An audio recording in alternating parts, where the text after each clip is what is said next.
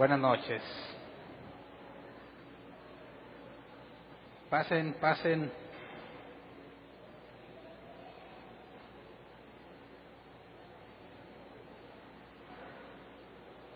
Acompáñenme, por favor. Juan, capítulo 7, versículo 15. El domingo analizamos el 6, ¿se acuerdan? Veamos el capítulo que sigue, Juan 7.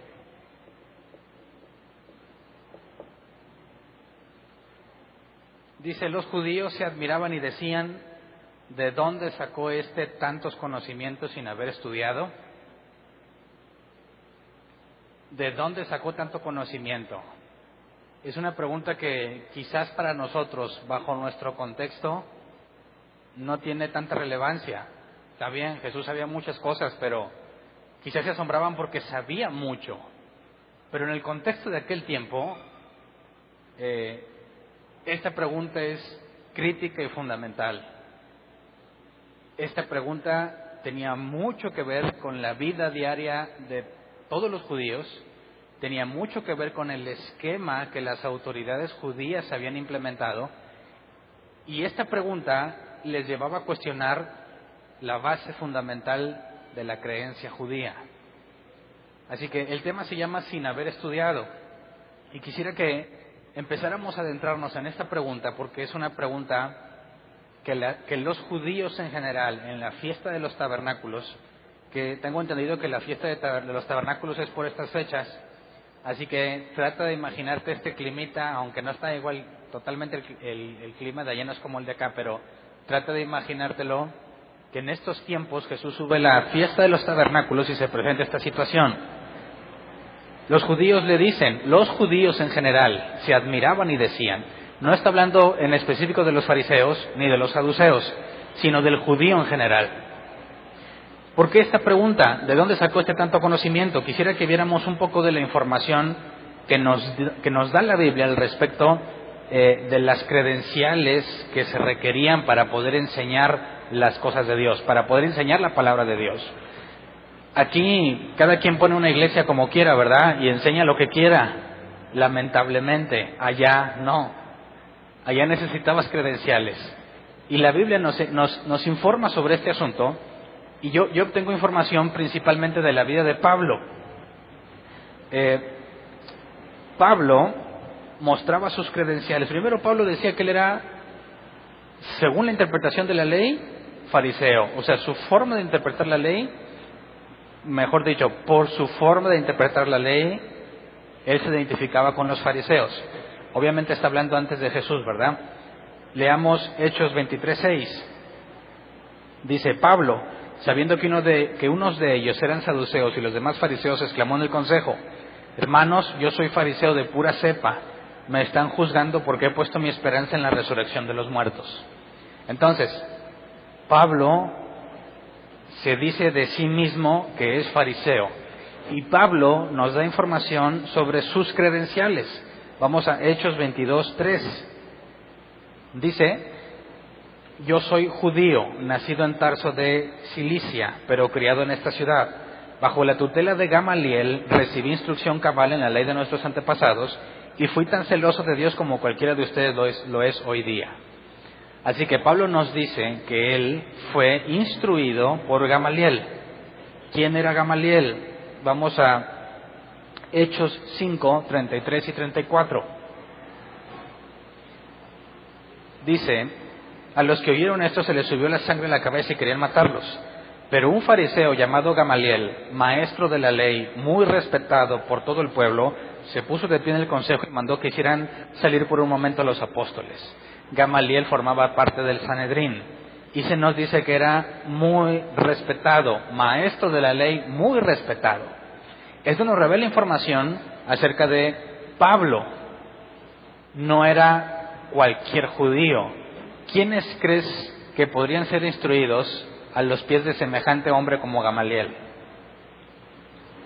¿Qué se requeriría para que Gamaliel acepte a un discípulo?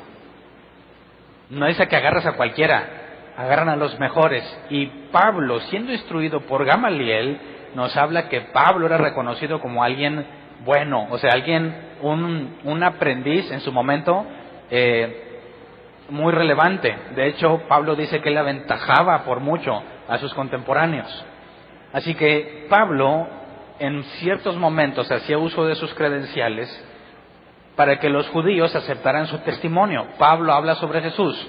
Pablo creyó en Jesús, y cuando se trata de acercarse a los judíos normalmente tendrían que dudar de él, pero cuando muestra sus credenciales es como un intento de darles confianza de que no está loco nada más, que toda su preparación y su creencia en Jesús tiene sentido. Pero Jesús carece de todas esas credenciales. No hay nada que Jesús pudiese usar para demostrar que Él está capacitado para enseñar. Vamos a leer Hechos 26, 4 al 5. Sigue diciendo Pablo: todos los judíos saben cómo he vivido desde que era niño, desde mi edad temprana entre mi gente y también en Jerusalén.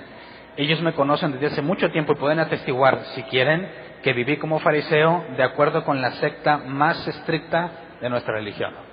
Así que los fariseos eran los más estrictos en cuanto a todas las reglas credenciales, procedimientos, técnicas, todo lo que tenga que ver con el estudio de la ley. Los fariseos eran los más estrictos. Pablo era uno de esos. Por eso, Pablo, cuando nos revela en el Nuevo Testamento todo lo que aprendió de Jesús, todo lo está sacando del Viejo Testamento, más las revelaciones que Pablo asegura que recibió. Así que, cuando Jesús le dice a sus discípulos que le reciban el Espíritu Santo y les hable el entendimiento para que comprendan las Escrituras, pudieron ver en las Escrituras todo lo que hacía referencia a Jesús. Así que la idea de Jesús como Mesías, sacerdote según Melquisedec, el unigénito Hijo de Dios, que estuvo según Juan 1, es el Verbo de Dios, por medio de Él fue creado todo, no lo inventaron, sino que todo eso se encuentra en el Antiguo Testamento.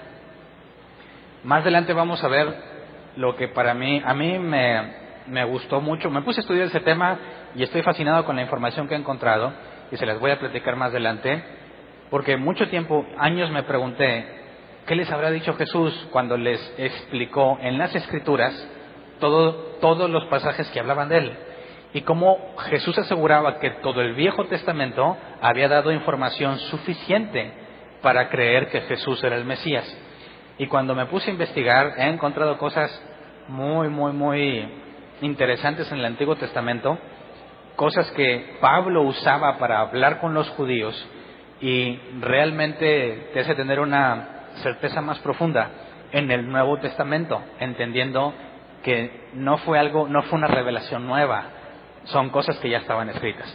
Pero en cuanto al tema que queremos tratar hoy, quisiera que te imagines, los judíos, gente común y corriente, se asombran de la enseñanza de Jesús y se hacen la pregunta: ¿cómo sabe tanto sin haber estudiado? Entendemos todas las credenciales que se requerían por parte de la secta más rigurosa, que es la de los fariseos. No nos da en la Biblia mucha información sobre los saduceos. Se nos dice que no creían en la resurrección de los muertos, pero como Pablo era fariseo, de ahí nos proporciona información para entender cómo se adquirían las credenciales que te respaldaban para enseñar públicamente. Jesús no las tiene. Sin embargo, lo que Jesús enseña no se parece, es muy diferente a lo que los capacitados, a lo que los más sabios enseñan. Entonces, si los fariseos son tan estrictos y tan estudiosos de la ley, ¿cuál era el problema con ellos? Porque entre Jesús y los fariseos siempre había choques constantes, choques. ¿Cómo puede ser que alguien tan instruido en las cosas de Dios haya tenido tanto problema para reconocer a Jesús como el Mesías? Leamos Mateo 23, del 1 al 12. ¿Qué esperarías tú de un fariseo?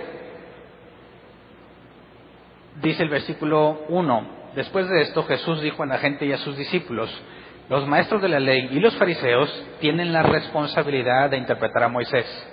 Así que ustedes deben obedecerlos y hacer todo lo que les digan, pero no hagan lo que hacen ellos, porque no practican lo que predican.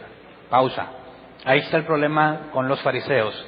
Saben mucho, son los más estrictos, pero no lo llevan a la práctica. ¿De qué te sirve tanto conocimiento si eres incapaz de ponerlo en práctica? Lamentablemente así pasa con muchos cristianos, ¿verdad? En Facebook son bien valientes debatiendo, pero cuando analizas sus vidas dices, me decepcionas completamente, porque si realmente sabes todo eso que escribes, no deberías estar viviendo así, ¿verdad? Así que sigamos leyendo, dice el versículo 4, atan cargas pesadas y las ponen sobre la espalda de los demás, pero ellos mismos no están dispuestos a mover ni un dedo para levantarlas. Todo lo hacen para que la gente los vea. Usan filacterias grandes y adornan sus ropas con borlas vistosas. Se mueren por el lugar de honor en los banquetes y los primeros asientos en las sinagogas, y porque la gente los salude en las plazas y los llame rabí.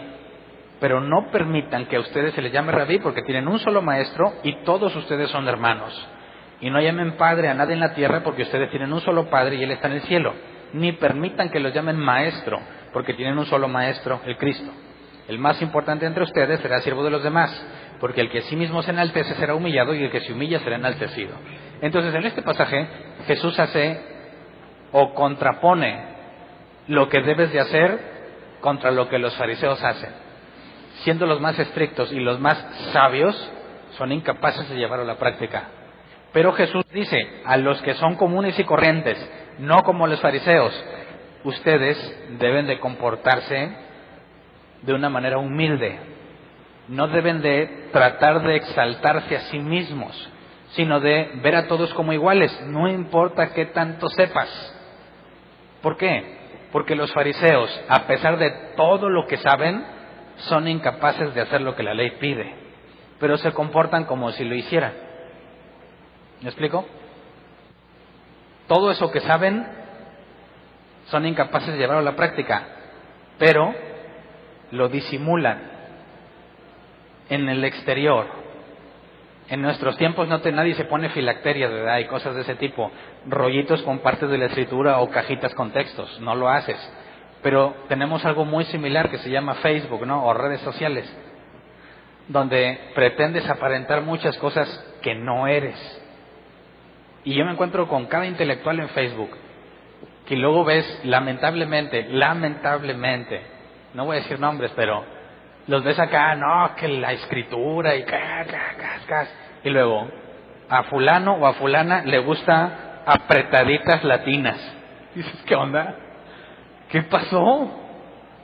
¿Cómo puede ser que todo eso que escriban lo echen a la basura cuando le dan like a un sitio o una cuenta de Facebook de ese tipo? ¿De qué les sirve todo lo que saben? Es muy extraño, ¿verdad? Así que Jesús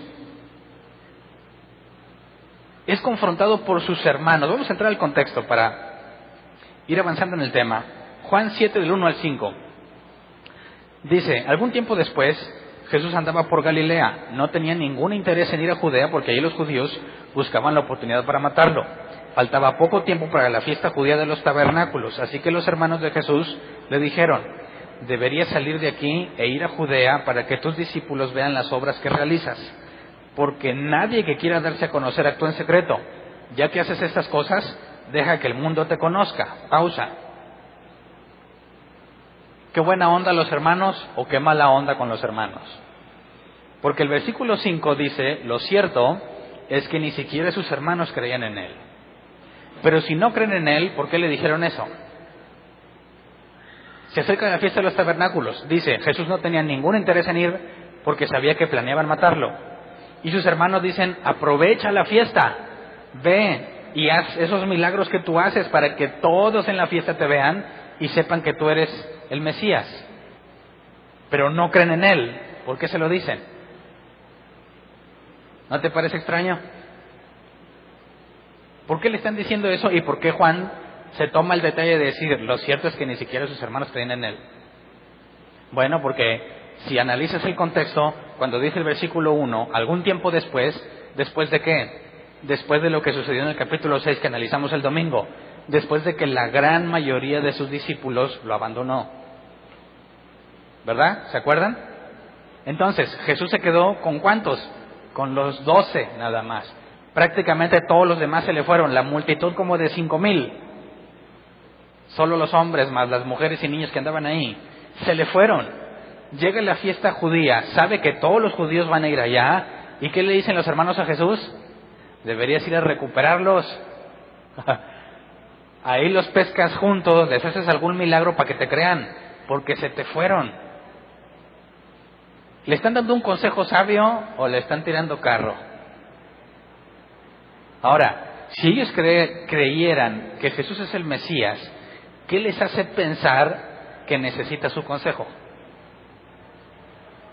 ¿No? Así que se están burlando de Jesús.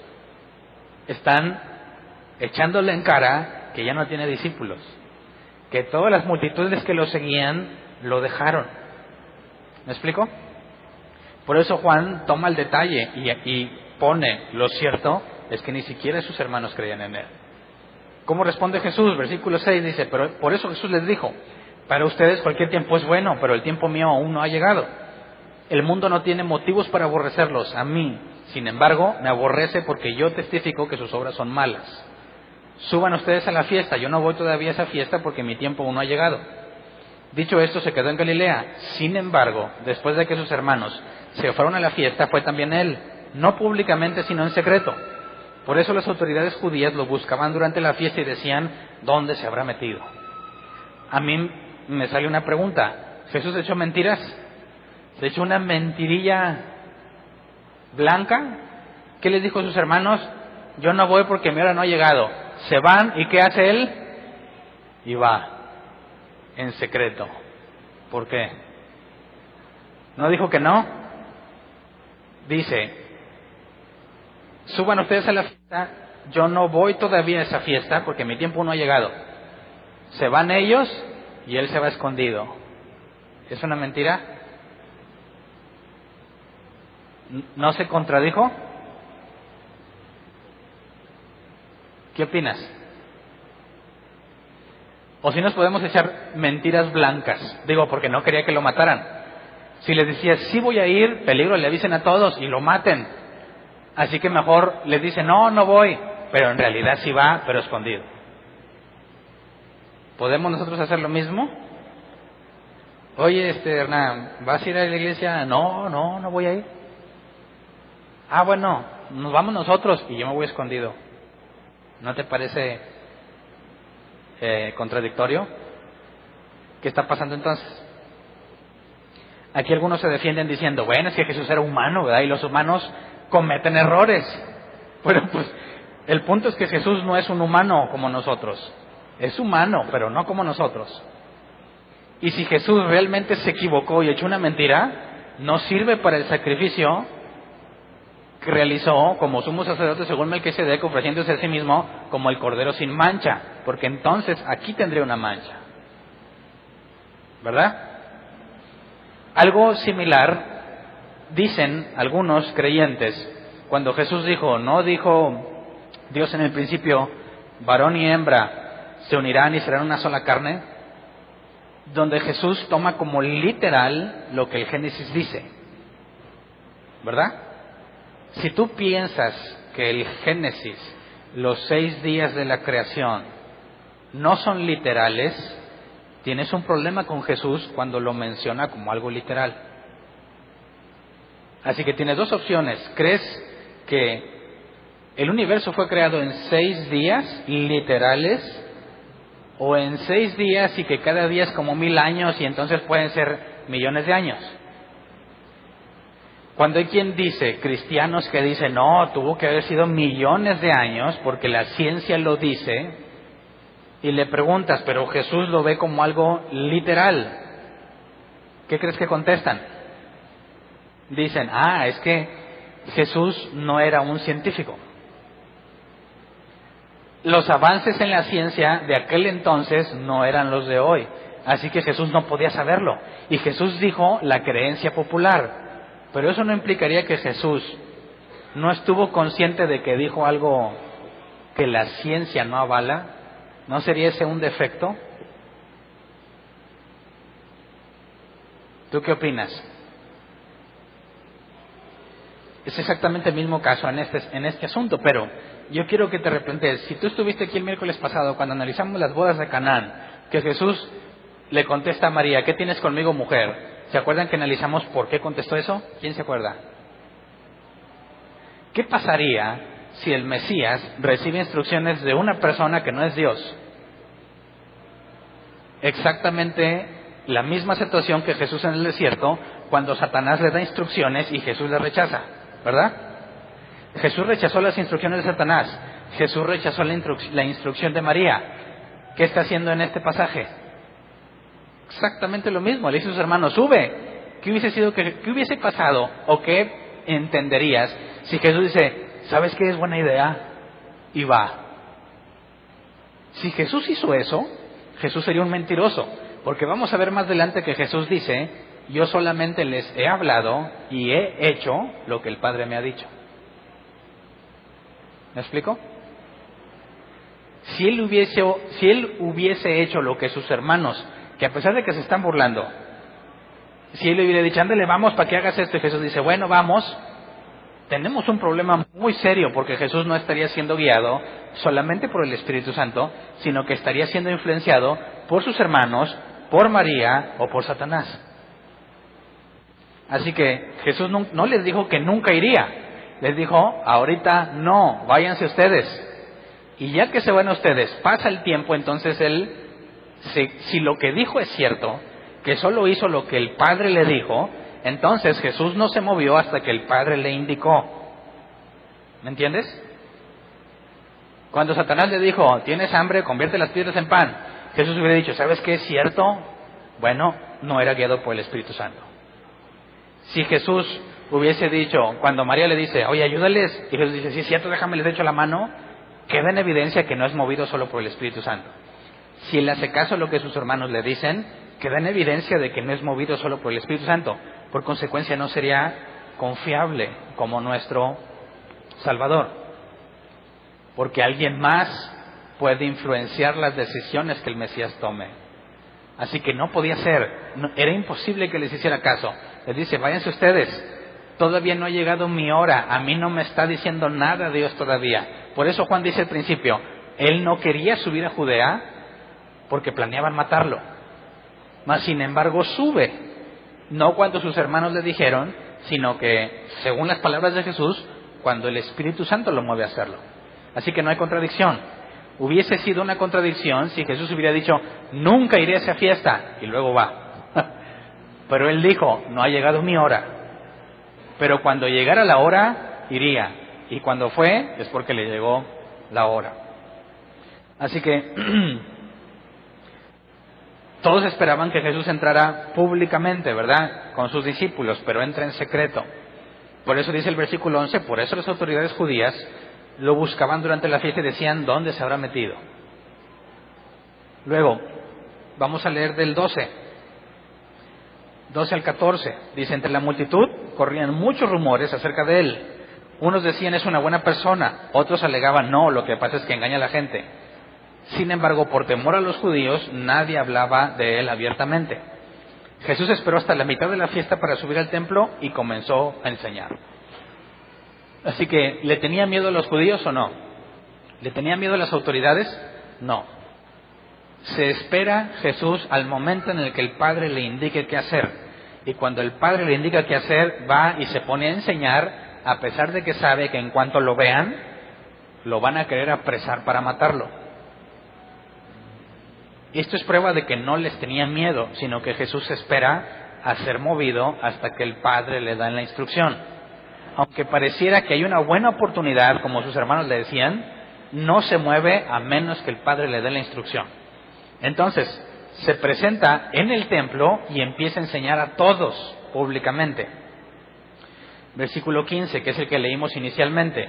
Los judíos se admiraban y decían, ¿de dónde sacó tantos conocimientos sin haber estudiado? Ahora, esta pregunta es muy relevante porque aún hoy en día los judíos ortodoxos que niegan a Jesús como Mesías te prohíben leer la palabra de Dios si no hay un rabino que te la esté explicando. Tú no puedes decir, déjame, voy a leer la palabra de Dios. No. Tú necesitas a un rabino. Y si no eres enseñado por un rabino, lo que hayas aprendido no sirve. Y si les preguntas por qué, te van a decir que porque los rabinos son los únicos a los que Dios les habla. Y no nada más al rabino directamente, sino que tienen el Sanedrín, ¿verdad? ¿Se acuerdan? Cuando Dios le dijo a Moisés, cuando Moisés le quiere renunciar a Dios, Dios le dice, voy a levantar a otros con el mismo espíritu, y levanta 70 ancianos, ¿se acuerdan? Esos 70 ancianos llevaban la carga con Moisés. Los judíos dicen, de allí se demuestra que no nada más Moisés, sino que Dios también puso su espíritu en otros 70. El Sanedrín judío estaba constituido por 70 hombres. Y ellos decían, nosotros somos los únicos que tenemos el Espíritu de Dios. Solo a nosotros nos habla y nosotros le decimos a la gente qué hacer. Entonces, estos capacitan a otros hombres y les llaman rabinos.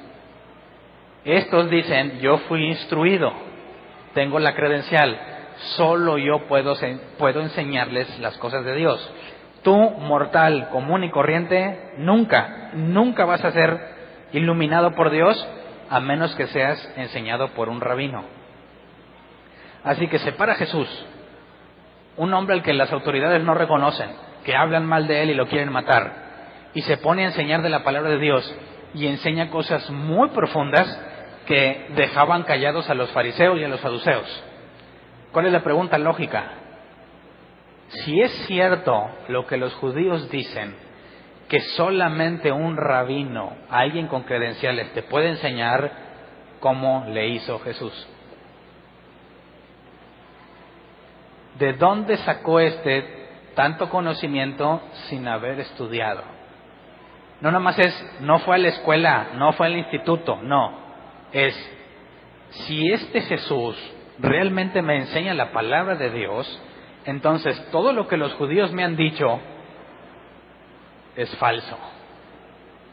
¿Entiendes por qué lo odiaban? ¿Cuánto tiempo le habrá tomado a un fariseo llegar a ser reconocido como tal? ¿Cuántos años de su vida? Con la idea de que si no lo hace de esa forma, cualquier cosa que pueda aprender de las cosas de Dios, de la palabra de Dios, no sirve. Así que invierten gran parte de su vida estudiando para tener la autorización.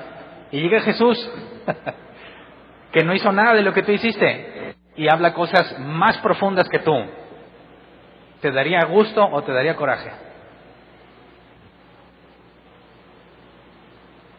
¿Qué tal si tú eres del Sanedrín y tú dices, nada más a mí Dios me habla? Tú no puedes enseñar nada que nosotros no digamos. Y llega Jesús y demuestra que están en un error. ¿Cómo verías a Jesús? ¿Como amigo o como enemigo? Ahora, los judíos ortodoxos siguen haciendo eso hoy en día. Y si les preguntas, oye, ¿y si el Sanedrín se equivoca? Y te enseña algo equivocado, y los rabinos aprenden y te enseñan algo equivocado, dicen, no importa. Si me enseñan algo equivocado, entonces Dios quiso que me equivocara. Y si le preguntas, ¿y a mí no me puede hablar Dios? Si yo leo la Biblia, ¿no me puede hablar a mí? Te van a decir, no, porque está claramente escrito que Moisés y los 70 ancianos. Así que por eso, cuando un cristiano quiere platicar con un judío, no te va a tomar en serio para nada. Porque va a decir, ¿quién te enseñó eso? No, pues yo lo leí. No sirve. Exactamente como decían de Jesús. Un judío ortodoxo no te va a creer nada. No importa qué tan profundo hayas hecho tu estudio, no tienes las credenciales. No sirve. No te van a creer y solo van a creer lo que sus rabinos digan. Ahora, eso es en el judaísmo ortodoxo. En el cristianismo pasa algo muy similar, ¿verdad? Hay pastores que se sienten en el Sanedrín, ¿o no? Y quien no esté de acuerdo, lo expulsan. Como los judíos amenazaban con expulsar a todo el que creyera en Jesús. Porque si crees en Jesús, estás diciendo que toda la doctrina que tenemos no sirve. Así que te me vas. ¿Se acuerdan del paralítico que Jesús sanó? El ciego de nacimiento. En sábado. se presenta y los fariseos le dicen, ¿quién te sanó? No, pues no sé, pero ya sané, pero es sábado. Quien me sanó me dijo que me fuera a lavar y con eso veo. Y se enojaron y querían expulsarlo, porque Jesús en sábado hizo un milagro cuando está prohibido trabajar en sábado. Así que era muy difícil ser un judío creyente de Jesús, porque te iban a expulsar de toda la vida religiosa. Prácticamente te dicen que ya no eres judío. Y hay muchos creyentes, cristianos actualmente, que cuando le llevan la Biblia a su pastor y lo que ellos encontraron no concuerda con lo que enseñan, te corren. ¿Verdad? Tanto los judíos ortodoxos como los cristianos esos están igual de mal. Esto es la parte interesante. ¿Cómo es posible que Dios se haya brincado el Sanedrín y haya hablado directamente con Jesús? ¿Es posible que Dios te hable directamente a ti? ¿Qué clase de hombre serías para que tuvieras semejante privilegio? A nosotros, de acá, de estas tierras, de esta parte del mundo, no tiene ninguna relevancia quién te enseña de la Biblia, ¿verdad? Ni le preguntas quién le enseñó, nomás le crees lo que te dicen. Aquí cualquiera agarra la Biblia y dice, mira, pues yo creo así, y esta es mi interpretación y es la que me gusta, lo que tú digas sale sobrado. En aquel lugar era imposible que tú estuvieras enseñando. Así que si tú dices que has aprendido algo, ¿cómo lo aprendiste? Si tú le dices allá de aquellas tierras, Dios me dijo, ¿cómo crees que reaccionarían los judíos cuando un cristiano dice Dios me dijo? Estás bien loco, Van, estás pero bien loco. Lee la Torá. Ah, no la puedes leer porque está prohibido. Consíguete un rabino que te enseñe para que veas que es imposible que Dios te hable a ti. Pero Jesús dice que Él y el Padre son uno. ¿Entiendes la relevancia de las palabras de Jesús? ¿Está o completamente loco o es cierto lo que dice? Si es cierto lo que dice, toda la vida religiosa de los judíos no sirve. Así que es una decisión muy trascendental. Vamos a Juan 6:38. Cuando dicen, ¿de dónde sacó tantos conocimientos sin haber estudiado?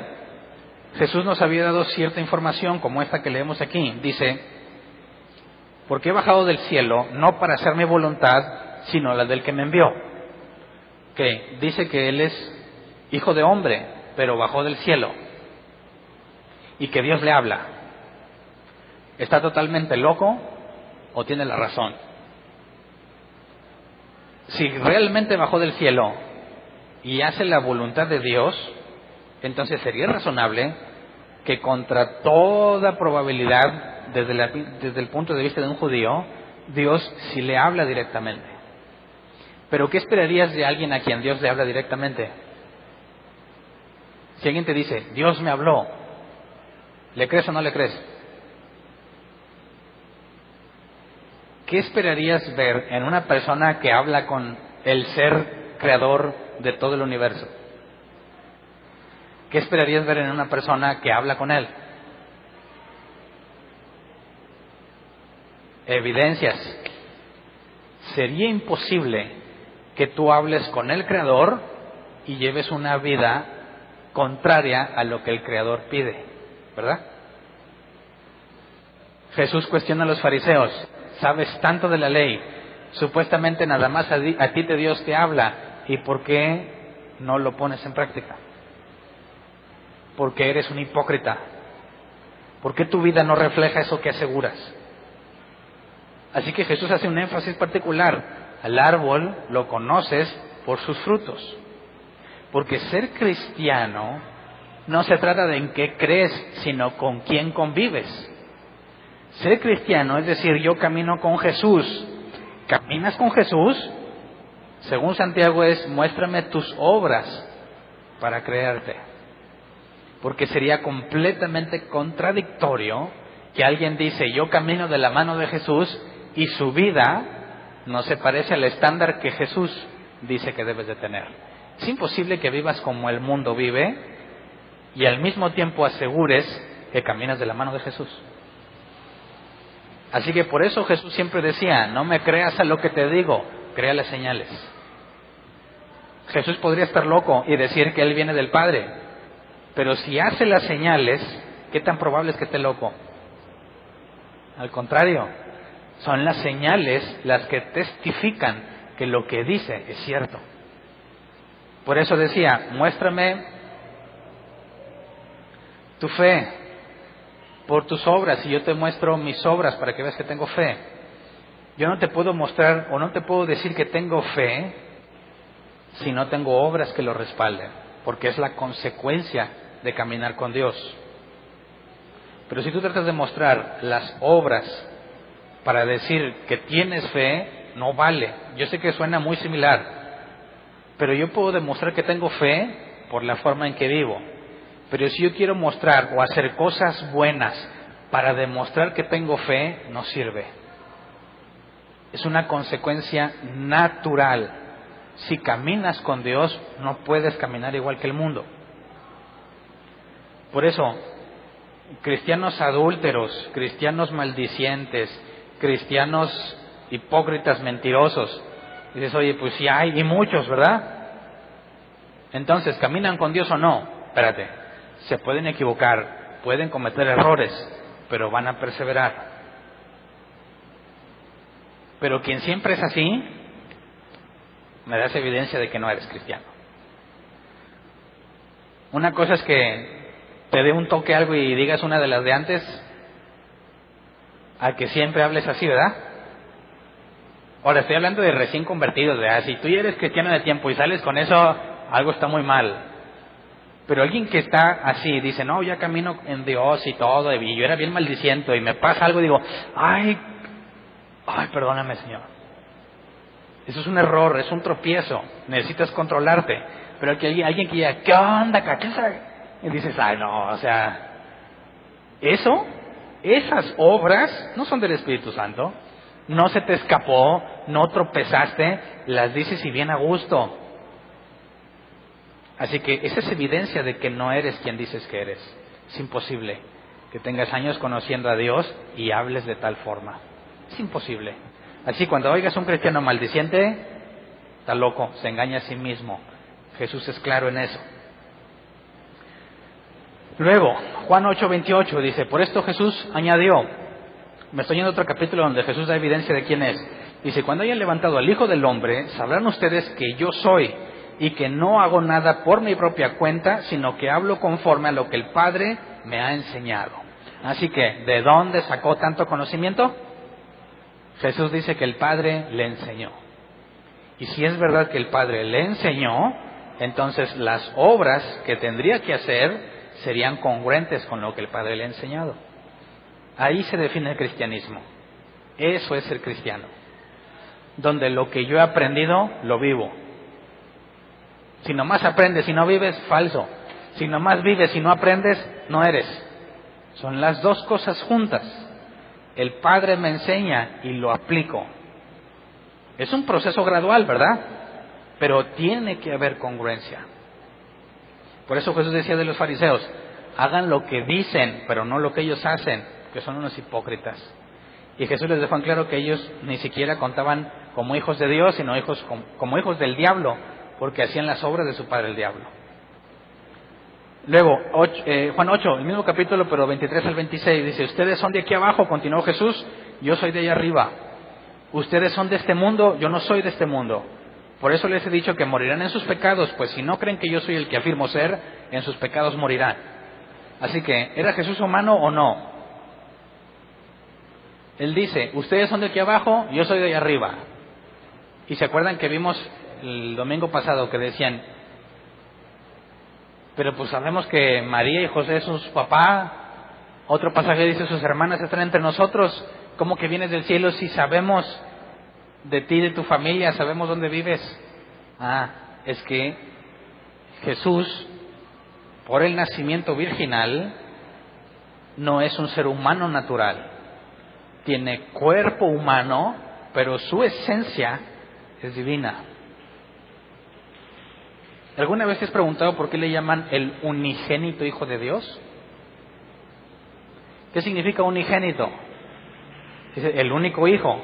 No, si tú lees Hebreos 11, creo que es el versículo 17 o 27, dice, Dios le pidió a Abraham que sacrificara a Isaac, su unigénito. ¿Isaac era el unigénito de Abraham?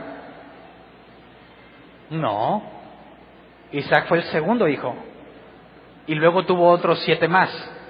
Así que es imposible que el autor de Hebreos haya dicho que sacrificara a su único hijo. Así que cuando decimos que es el unigénito de Dios, hay algo mucho más profundo que escapa al lector cuando dices el unigénito. Sí, el único hijo. No significa eso. El griego es monogenes. Pero no me voy a adelantar. Más adelante vamos a ver de dónde sale la idea de que Jesús es el unigénito y que lo decimos tan fácil, pero no nos hemos puesto a analizar lo que estamos diciendo. El punto es aquí.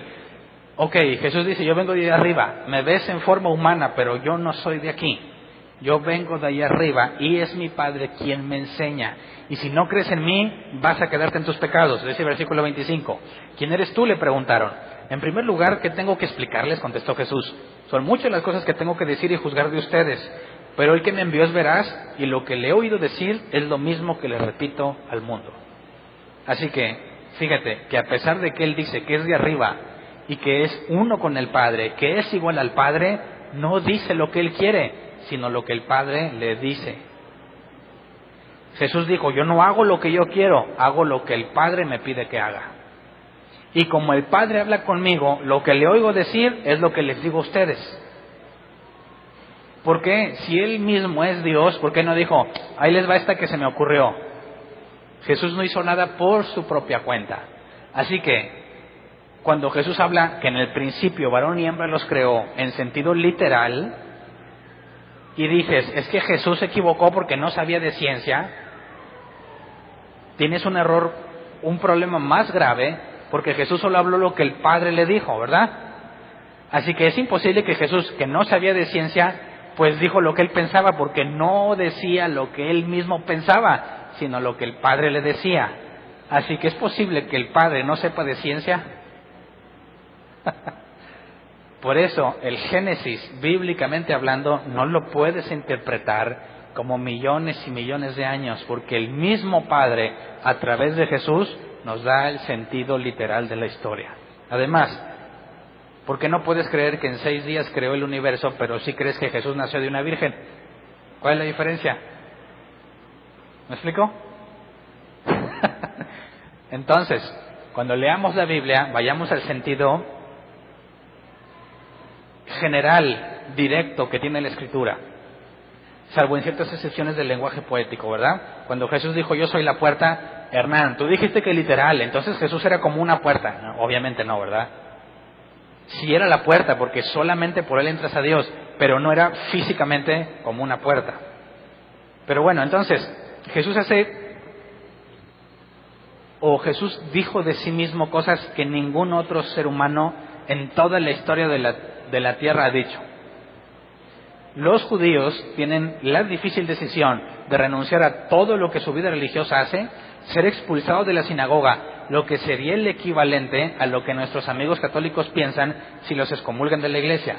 ¿Qué hacían los papas cuando alguien lo excomulgaba? ¿Qué significaba? Que jamás entrarían en el cielo. ¿Por qué? Porque ellos dicen ser sucesores de Pedro.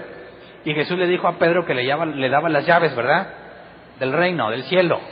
Entonces ellos entendieron que si el Papa, que tiene las llaves porque es el sucesor de Pedro, te dice, tú no entras, en automático te vas al infierno, ¿verdad? Y si tú le dices a Dios, Dios, échame la mano, te va a decir, no, lo siento, quien tiene las llaves es Él. Y si Él no te deja entrar, ya no entras. Bueno, a los judíos que creían en Jesús les decían exactamente lo mismo. Te expulsamos de la sinagoga, dejas de recibir mi enseñanza, y si yo no te enseño, estás perdido. Y muchos cristianos que hoy se inventaron eso de sus coberturas, ¿qué dicen si te sales de su cobertura? Exactamente lo mismo, que te vas a ir al infierno, ¿verdad?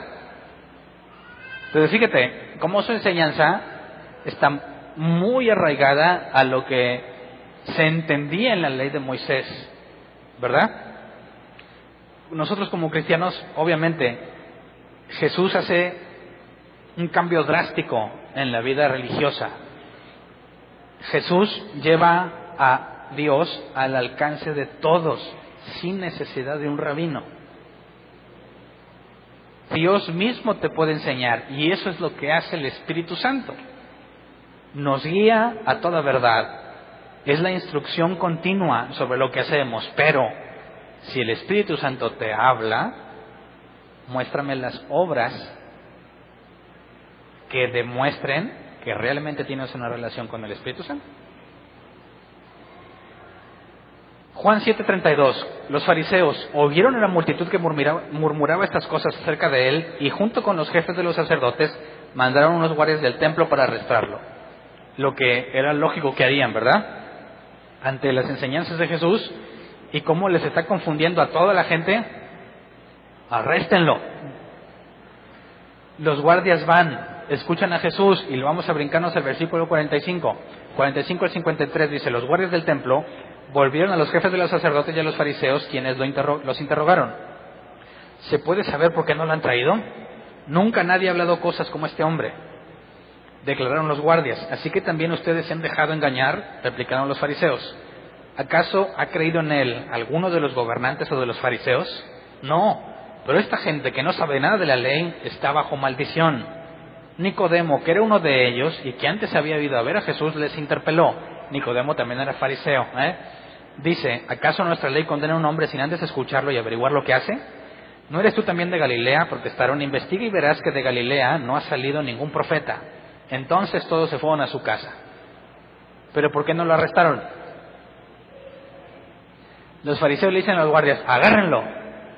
Van los guardias, regresan y dicen: ¿sabes qué? En otras palabras le están diciendo: yo le creo a Jesús. Se enojan: vámonos a la casa. ¿Por qué no iban ellos a arrestarlo? ¿Cómo podría reaccionar la gente? No es la primera vez que sucedía algo así. Cuando Jesús les preguntó, antes, cuando dicen: queremos hacer una pregunta, y Jesús le dice: primero yo te pregunto y te respondo, ¿el bautismo de Juan era de los hombres o de Dios? Se ponen a platicar. Si decimos que de los hombres, nos van a apedrear. Si decimos que de Dios, nos va a preguntar Jesús por qué no le hicieron caso. Así que le dicen: no sabemos. Pero el temor a la gente les frenaba. En este asunto, los guardias del templo dicen: nunca habíamos escuchado a nadie hablar como él. ¿Cómo crees que estaba la gente? ¿Cómo hubiera reaccionado la gente si llegan los fariseos a arrestarlo? Apedrean a los fariseos. No se atrevieron.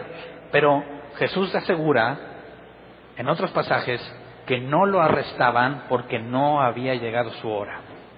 O sea, que a pesar de las decisiones que toman los fariseos, a pesar de la decisión que tomaron los guardias y de toda la gente, a pesar de que ellos toman sus propias decisiones, Dios está por encima de sus decisiones. Y Dios no permite que arresten a Jesús, pero no les pone una barrera mágica, ¿verdad?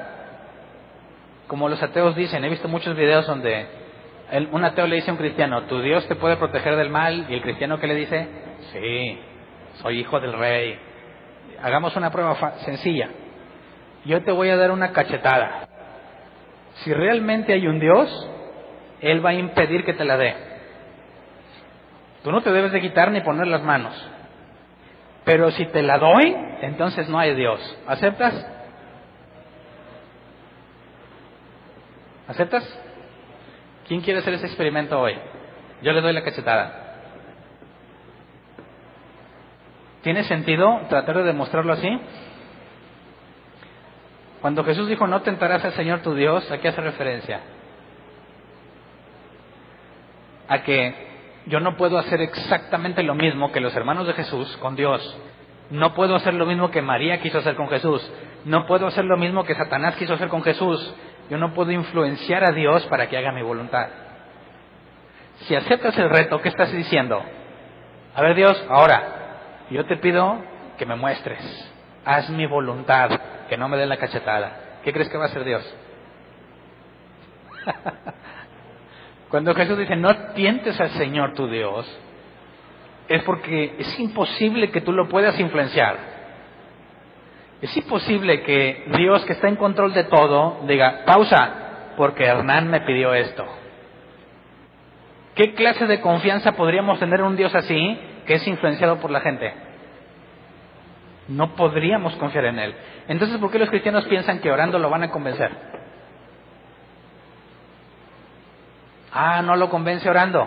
Entonces, ¿para qué oro? Más adelante entramos en ese tema.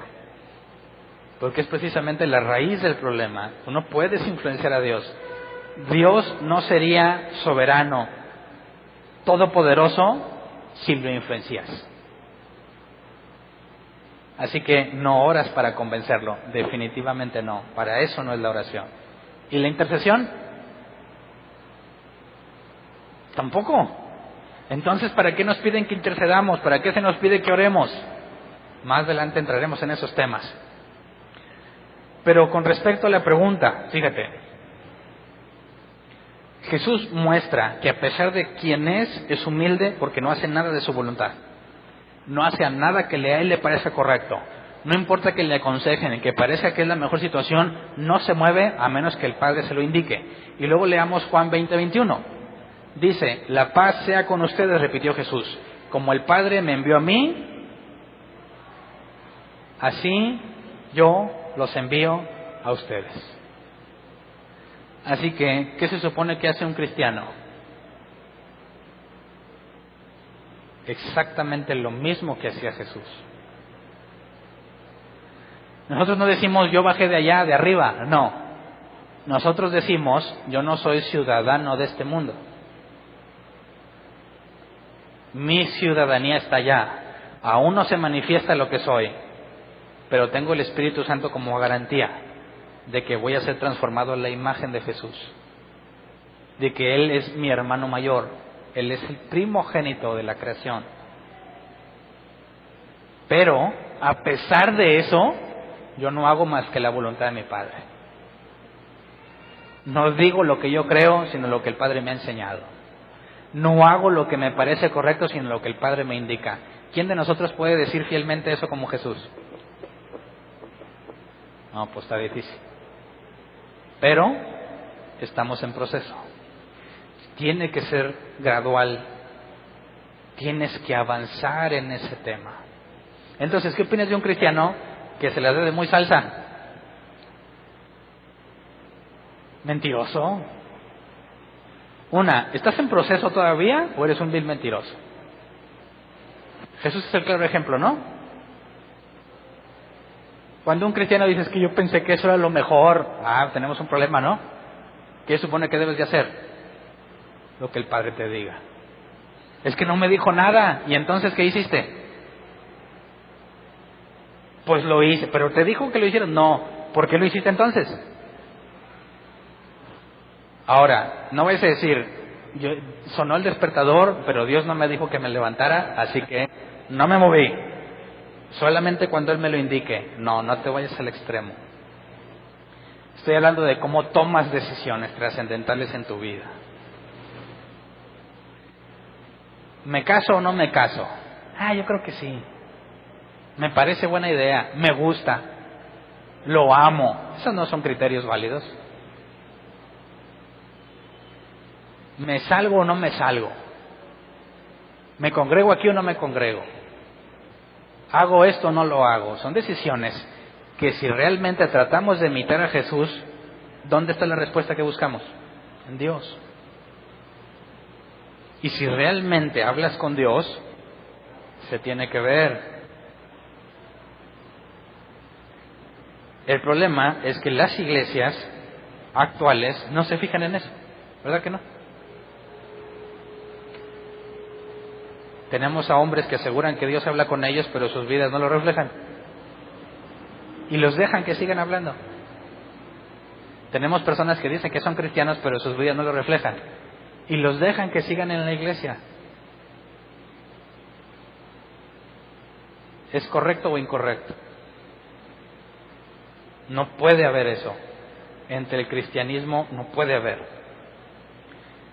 Juan 7:18 dice, el que habla por cuenta propia busca su vanagloria. En cambio, el que busca glorificar al que lo envió es una persona íntegra y sin doblez.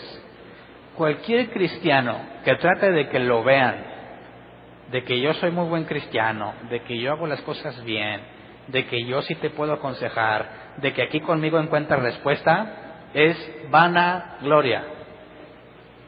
Porque ni siquiera Jesús lo hizo. Si Jesús, quien realmente podía hacerlo, no lo hizo, ¿por qué tú sí?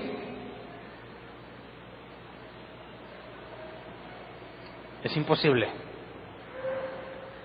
Quien realmente entiende esto, que yo entiendo que sea un proceso, tiene que llegar a un punto en tu vida en el que tú ya no importas. En que cada que tomas un lugar para hablar de Dios, lo utilizas para guiarlos a Él, no a ti. Para que la gente ponga los ojos en Él, no en ti. Cada que hablas con una persona, te vas a asegurar que la gloria sea para Dios, porque te conoces. Cuando tú hables de Dios, no te trates de poner como el ejemplo a seguir, porque lo que estás haciendo es vanagloria. Gloria vana, no sirve para nada. ¿Podrás impresionar a la persona ahí? ¿Le va a servir en su vida? No. Pero si hablas lo que Dios dijo, tal como Dios lo dijo, quien resulta glorificado no eres tú, porque cuando pongan en práctica lo que Dios dijo, van a decir, Dios realmente está ahí. Y es cierto lo que Él dice. ¿Y quién se va a acordar de quién le dijo? Muy probablemente nadie. Así que quien está buscando popularidad, no le conviene hablar de Dios, porque si hablas de Dios, no vas a ser popular. Pero si quieres ser popular, no hables de Dios. Habla de todo lo que tú eres, de todo lo que tú has aprendido, de todo lo que tú sabes hacer, cómo tú los puedes ayudar. Se hace con buena intención a veces, ¿verdad? Decimos a la persona, te invito a la iglesia y yo te llevo. Es buena idea, una vez, ¿verdad?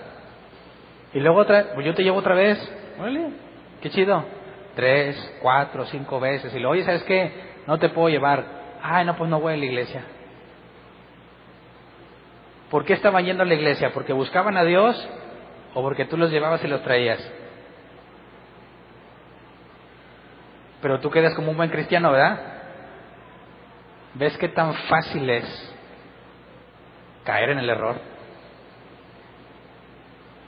No, yo te llevo una vez, ya sabes dónde es, ¿verdad? Pasa la ruta tal y la ruta tal. ¿Realmente te interesa? Te vas a mover en camioncito, ¿verdad? Dame evidencia de que estás buscando a Dios. Pero si yo pretendo ser el mediador entre la persona y Jesús, estoy en problemas, ¿verdad? Yo sé que se oye frío y dice, pero ¿cómo? Pues ahí está Jesús. Tú no puedes ser el mediador, tú no puedes ser quien se lleve el crédito. La persona tiene que encontrarse con Dios. Y si Dios la está moviendo, esa persona, aunque sea a pie, va a ir. Pero si tú nunca te haces a un lado, puedes cometer el grave error de querer ser mediador entre Dios y esa persona.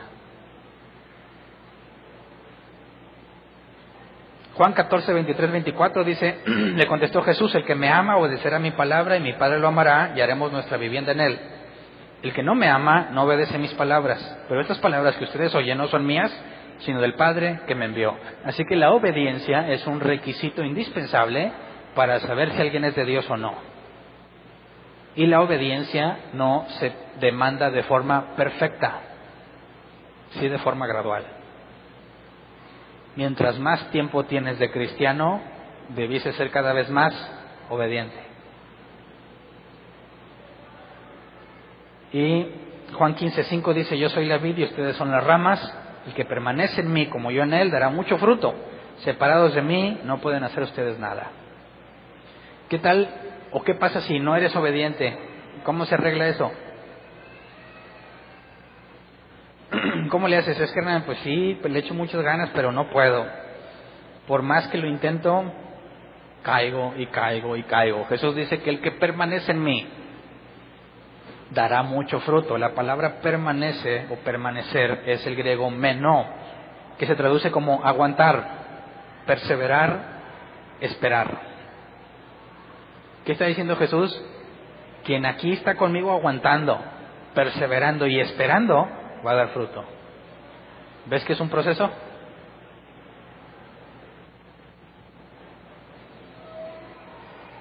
Por último, Juan 17, 22 al 23 dice: yo les he dado la gloria que me diste, para que sean uno, así como nosotros somos uno.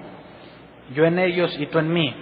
Permite que alcancen la perfección en la unidad, y así el mundo reconoce que tú me enviaste, y que los has amado a ellos, tal como me has amado a mí. Aquí hay dos palabras claves. Dice que les he dado la gloria que me diste. La gloria que tenía Jesús, no, la dio a la iglesia. ¿Qué significa eso? La palabra gloria es el griego doxa, que se traduce como lo que provoca una buena opinión, algo muy aparente. ¿Cuál era la gloria de Jesús? Que la gente decía, realmente este es de Dios. Tenían una buena opinión de Él, los que eran de Él, ¿verdad? Y dice Jesús que esa misma gloria lo dio a la iglesia. ¿Y en qué se manifiesta? Dicen que sean uno. La palabra uno es el griego heis, que se traduce como sin división, uno en acuerdo. Y Jesús dice entonces, en la iglesia la gloria que les he dado se manifiesta porque caminan de acuerdo. ¿Y qué se requiere para que en una iglesia caminemos de acuerdo? Estudiar, ser honestos, perseverar en las cosas de Dios. Entre nosotros, la forma en que logremos acuerdos y seamos unidos, se manifiesta la gloria. Es decir, la gente va a decir, eso es bueno. Y así verán que Dios está en ustedes. ¿Me explico? ¿Cuál iglesia? Si somos unidos aquí en Árbol Plantado, ¿ya con eso? ¿De cuál iglesia habla Jesús? De la de Él. La iglesia es una, ¿verdad? Repartida en todo el mundo. Ok, si nosotros estamos aquí bien unidos, ¿ya la hicimos? No, nada más eso, ese es el primer paso. ¿Cuál es el segundo paso? Encontrar a la iglesia de Jesús y estar de acuerdo. Por eso es imposible que haya una iglesia cristiana aislada, ¿verdad? ¿Qué pasa si hay una iglesia cristiana que dice, nomás yo, todos los demás están mal? ¿Tienes problemas con las palabras de Jesús? ¿En qué se manifiesta la gloria que le ha dado? En que estén de acuerdo. La iglesia de Él, no nada más un grupito de personas. Así que, no nada más es nosotros hacer las cosas correctamente, sino encontrar a la iglesia de Jesús, a la cual pertenecemos, ¿verdad? En fe, a la cual pertenecemos, para también buscar la unidad en eso. La iglesia de Corintio, la iglesia en Efeso, la iglesia de los Galacia. Había problemas en una, todos ayudaban. Ahí está la unidad que manifiesta. No podemos decir, solamente nosotros tenemos la verdad y somos los únicos bien en todo el mundo. Falso, completamente falso. ¿Tú crees que Jesús no tiene más congregaciones que son su iglesia aquí en el mismo estado que nosotros? Seguramente sí. Hay que encontrarlos.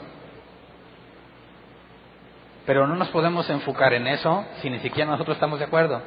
Pero sí estamos de acuerdo, ¿verdad? ¿Te das cuenta cuando hablamos del objetivo que tenemos para este año, ser un cuerpo, y de que pongas al servicio de los demás los dones que has recibido, no nada más es aquí adentro? Si nosotros somos una mano, falta el resto del cuerpo. Y también con ese resto del cuerpo hay que poner nuestros dones al servicio. Por eso es importante que los que son la verdadera iglesia trabajen en conjunto. que nuestra necesidad sea suplida por la abundancia de otros, o su necesidad sea suplida por la abundancia nuestra. Así lo enseñó Pablo. Si no avanzamos de esa parte, no podemos trabajar como el cuerpo de Cristo. Por eso, si hay una iglesia que asegura que tiene la verdad y que es la única, se le llama una secta. ¿De qué te sirve un dedo ahí solo que asegura que él es todo el cuerpo? De nada. Pero si el dedo se sabe dedo y busca el cuerpo para integrarse a una mano, entonces es útil a las instrucciones que dé el cerebro. ¿Y quién es la cabeza de la iglesia? Jesús. Por eso tenemos mucho trabajo que hacer, ¿verdad? Pero, ¿quién te enseña? ¿A qué instituto bíblico fuiste? ¿Cuáles son tus credenciales? Si queremos responder como Jesús, tendríamos que decir, el Padre me enseña. Y luego tendríamos que decir como Jesús dijo, si no hago las obras de mi Padre, no me creas. Así que hay mucho trabajo que hacer, ¿verdad? ¿Quién de aquí puede decir, checa las obras que hago, para que creas? ¿Quién se pone de pie para usarlo como ejemplo? Eso sería un error, pero sí podríamos hacer algo como dijo Pablo, hagan como yo hago como Cristo dijo. Tengo errores, pero cuando los tenga, voy a trabajar en repararlos, porque esa es la gracia que nos ha dado. Así que cuando me veas que hay un error, aún así imita lo que yo hago, no el mismo error, sino lo que hago para salir. ¿Me explico? Por eso Pablo no se jactaba de ser perfecto, sino de saber hacer lo que se debe de hacer. Y si caes en pecado, ¿qué debes de hacer? Permanecer. ¿Puedes ser ejemplo de eso? ¿O eres de los que les pasa algo y dejan de orar, y ya no van a la iglesia, se toman unas vacaciones del Señor, ya se les olvida el mugrero que hicieron y se regresan? No tiene sentido. Así que Pablo no se jactaba de sus obras, sino de saber qué hacer en cualquier situación. Y dentro de los errores que tenía Pablo, podía quedar en manifiesto la gracia que Dios se había puesto en Pablo para levantarse cada vez que cometía un error. Y por eso hablaba claramente, para que no me exaltara demasiado, me mandó un aguijón en la carne. ¿Por qué no le da vergüenza decir eso? Porque les dice, así como yo hagan ustedes. Y si alguien quiere aparentar que nunca se equivoca, ¿qué gloria está buscando? La del mismo. Cuando Pablo es sincero en que se equivoca y que Dios le manda un aguijón en la carne que lo abofetee cada que se le sube, ahí está la humildad, donde él mismo se deja ver como un ser humano que se equivoca. No cometamos el error de querer ser cristianos y decirle al mundo cómo debes de hacer las cosas porque yo todo lo hago bien. No vas a poder durar mucho tiempo. Cuando estés en problemas, no te dé vergüenza el problema en el que estás. Dices, sí, tengo problemas y a ti también te va a pasar. Pero fíjate cómo persevero. No sé cuánto me va a tomar, pero sigo creyendo. Sigo confiando, sigo esperando y aguantando, permaneciendo en Jesús, y vas a ver fruto. Por eso nos edificamos unos a otros, nos confesamos los pecados unos a otros, que es la instrucción que está en la iglesia. Así que vamos a ponernos de pie. Todo lo que sabes, ¿quién te lo ha enseñado? No vas a decir que el pastor. De nada sirvió todo lo que dije. Lo que hayas aprendido, si es bíblico, te lo ha concedido el Padre. Y además de lo que te enseñó, también te capacita para que muestres en tu comportamiento y en tu forma de vivir que realmente lo conoces, que realmente convives con Él. No te deja así de que es tu chamba, yo te enseñé, ahora tú arréglatelas. No, en eso consiste la gracia, en que te pone la salida en medio de cada prueba. Y ahí hay que experimentarlo, hay que vivirlo. Así que tú evalúate Dios te está enseñando o no. Si Dios te está enseñando y estás avanzando en este tema, excelente. Concéntrate, no te desenfoques y sigue aprendiendo. Si sientes que no aprendes y no avanzas, necesitas acercarte más a Jesús, buscarlo, pasar tiempo con Él, hablar con Él, y en su tiempo vas a dar fruto. Árbol plantado junto a corrientes de agua que da su fruto a su tiempo. Su hoja no cae. Lo que hace prospera. ¿Por qué prospera? Da fruto a su tiempo. Está junto a las corrientes de agua. Si Dios está contigo, vas a tener situaciones difíciles, vas a recaer muchas veces, vas a pensar que no vales y no sirves para nada, pero si permaneces, vas a ver cómo Dios hace los cambios necesarios y empiezas a dar fruto a su tiempo. Así que no te desesperes. Enfócate en aprender, enfócate en avanzar, y a su tiempo verás cómo Dios es fiel y tú mismo te vas a sorprender de lo mucho que has cambiado. Así que oremos, pidiéndole a Dios que nos enseñe a permanecer. Señor, gracias, porque si no es por ti no estuviéramos aquí. Gracias porque podemos ver en nuestras vidas que a pesar de nosotros, a pesar de nuestras malas decisiones, sigues teniendo paciencia, sigues dándonos de tu gracia, extiendes tu misericordia porque no lo merecemos y nos enseñas a caminar como a ti te agrada. Gracias porque podemos reconocer que las cosas que aprendemos nos las has enseñado tú, porque nos has dado evidencia de que ya no somos los mismos de antes, de que hiciste un cambio en nosotros, un cambio que está en proceso, pero que realmente nos da testimonio, nos sirve como evidencia para saber que tú estás en control, porque reconocemos que hay un hombre viejo, un hombre anterior, un hombre mujer que ya no somos, que nos has hecho nueva creación. Queremos que nos enseñes a tener paciencia, a permanecer en ti, a buscarte siempre, que no podamos vivir a gusto o en paz si no hemos hablado contigo, si no nos has enseñado algo. Enséñanos a aprender de ti, como Jesús decía que su Padre, tú le habías enseñado. Enséñanos para que llegue el momento en que podamos decir con toda certeza que las cosas que enseñamos no son nuestras, que las cosas que decimos no son nuestras, simplemente decimos lo que te escuchamos decir. Cada vez que hablamos contigo y nos hablas, eso mismo repetimos, no es de nosotros, no proviene de nosotros, proviene de ti. Eso es nuestra máxima, Señor. Poder ser simplemente un medio que tú utilizas para glorificarte. Que la gloria que le diste a Jesús, que Jesús dice que le ha dado a la iglesia, que la podamos ver en nuestras vidas, que podamos ver la unidad que necesitamos como iglesia, el acuerdo que necesitamos, y te pedimos que nos guíes para encontrar a los demás miembros del cuerpo, de tu cuerpo, que es la iglesia. No queremos vivir aislados, sabemos que no somos los únicos. Sabemos que tú estás trabajando con una iglesia que te vas a presentar a ti mismo sin mancha y sin arruga.